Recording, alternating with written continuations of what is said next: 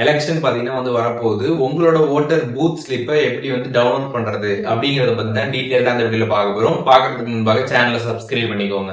வீடியோக்குள்ள போலாம்.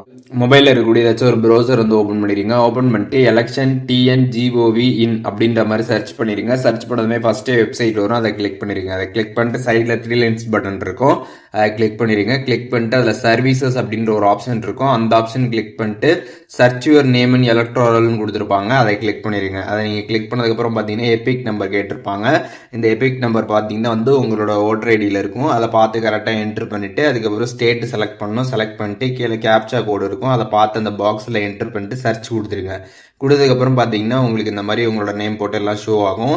இதில் நீங்கள் சைடில் ஸ்வைப் பண்ணீங்க அப்படின்னா அதில் வந்து வியூ டீட்டெயில்ஸ்னு கொடுத்துருப்பாங்க, அந்த ஆப்ஷனை கிளிக் பண்ணிடுங்க. கிளிக் பண்ணிட்டு அதில் ஓட்டர் இன்ஃபர்மேஷன் கொடுத்துருப்பாங்க, அதை நீங்கள் கிளிக் பண்ணதுக்கப்புறம் பார்த்தீங்கன்னா உங்களுக்கு ஃபைல் பார்த்தீங்கன்னா சக்ஸஸ்ஃபுல்லாக டவுன்லோட் ஆகிடும்.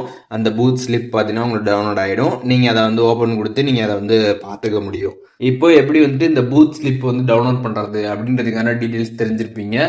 எது டவுட் இருந்துச்சு அப்படின்னா கமெண்ட்ஸில் மென்ஷன் பண்ணுங்கள், நான் எல்லாருக்குமே ரிப்ளை பண்ணுறேன்.